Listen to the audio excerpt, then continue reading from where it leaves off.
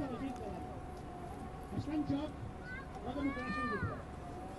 Fa 3 anys, en una conferència del 2017 a Madrid, amb l'Oriol Junqueras i el Raül Romeva, jo mateix, vaig dir que si la Unió Europea continuava mirant cap a un altre costat, que si callava i no feia res, es trobaria que aquest seria un conflicte que es una fiesta.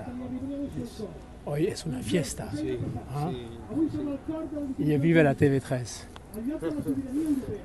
I hem anat amb el vostre mandat a defensar l'autodeterminació de Catalunya. I avui Europa ja no pot continuar mirant... Ah, esta TV3 es la mejor del mundo.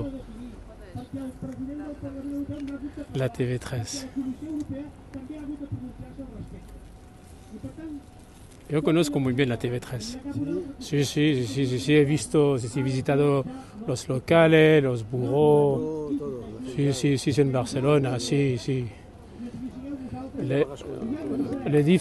Dice, la gente en Europa dice que es la TV3 una televisión de propaganda, de Estado. No, sí, es mentira, totalmente. Bueno, no entiendo la gente que dice eso.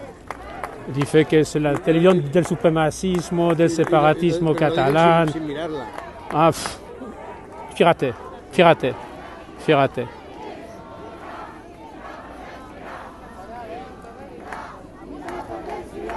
Bueno, buen día. Adeu.